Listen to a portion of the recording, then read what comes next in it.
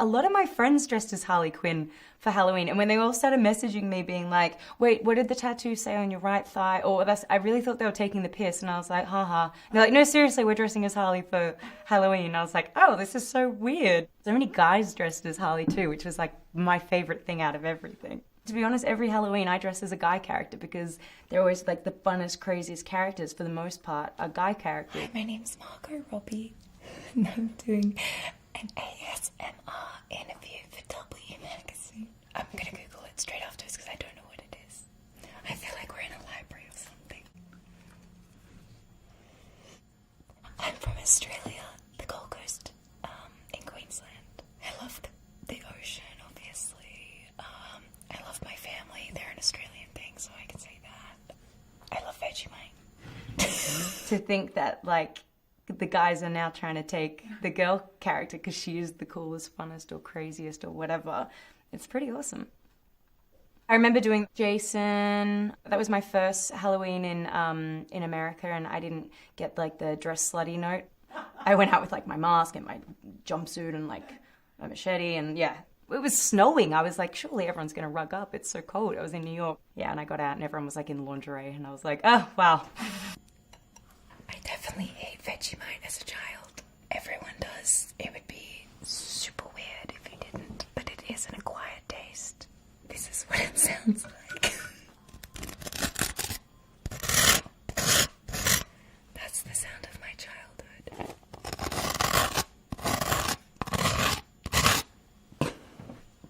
Slow, maybe add a slice of cheese with it.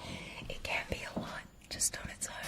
Favorite Halloween costume ever I dressed up as. Did you ever see Spring Breakers? James Franco's character in Spring Breakers. No. I was shooting in New Orleans at the time, so I went to like a place that would put my hair in cornrows, and I had the Hawaiian shirt, I had grills. I feel like I nailed it with that costume. Someone sent a picture to James Franco and he said, wow, you actually really did a good job. I definitely didn't get hit on, but a lot of people wanted to get pictures. This is without knowing who I was. People wanted to get pictures with me because they were like, you've got such a great costume, can we get a picture with you? And yeah, I felt pretty cool. I moved to the United States when I was 20 years old. I love it. I got a job pretty quickly and I got to go to New York for the first time. I was working on a show called Pan Am, which is about flight attendants in the 60s. This is an authentic seatbelt from 1963 when the show was set. You can tell that this is proper vintage. It's not. Here's the sound of the seatbelt. Wait for the satisfying bit.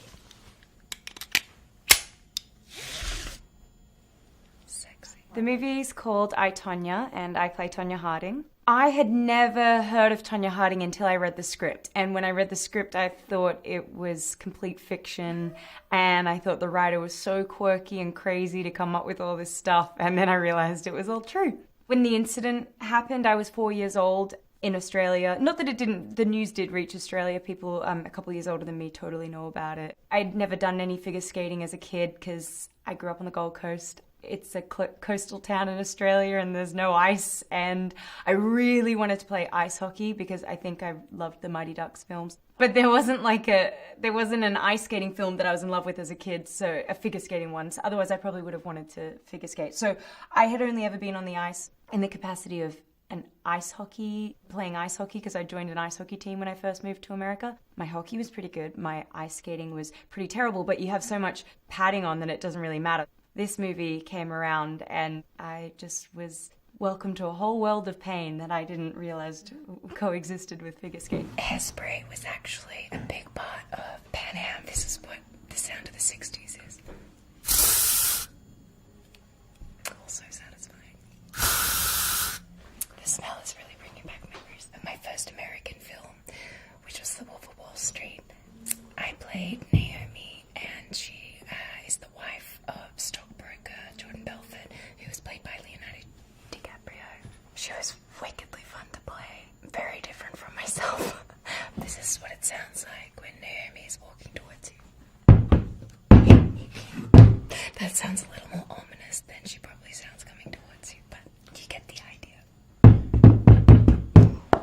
I did probably 4 months of training, 5 days a week, a couple hours a day. I mean, right over Christmas and New Year's. Christmas Eve, I was like at the ice skating rink. It was at times kind of difficult. And now I actually really miss it. The skate choreographer we had, Sarah Kawahara, who's incredible, was never sympathetic to when I fell. She was like, come on, get up, let's go, let's go, let's go. But then the one time I had a huge fall, she like came over and was like, that was a real skater fall.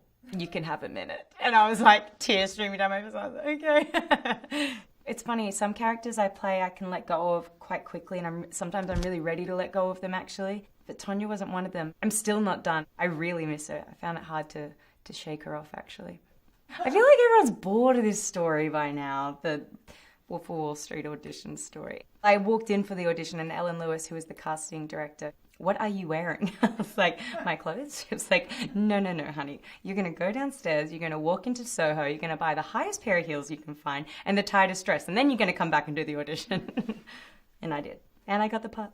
I rarely wear heels unless it's for like a work thing, so I probably they would have been thrown to the back of my cupboard after that audition. My first kiss, in real life, my first kiss was, it's actually a good story. My first kiss was on a island off Australia called Great Keppel Island, which is like where a bunch of families would all go on holiday, and I met the boy that I kissed on a beach. Like, it really does sound idyllic. It was pretty cool.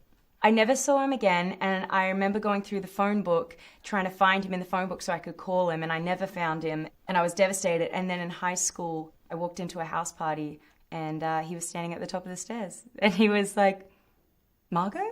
And I was like, oh my goodness. The easiest day of shooting I ever did was my little cameo role in The Big Short, where for literally I did half a day of shooting in a mansion in Malibu. And I got to sit in a bathtub. Adam McKay actually gave me real champagne.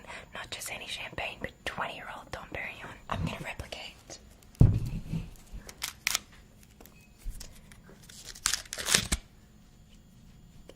This bit's less exciting. Hold on. It gets still good. That's probably my favorite sound of the whole world, actually.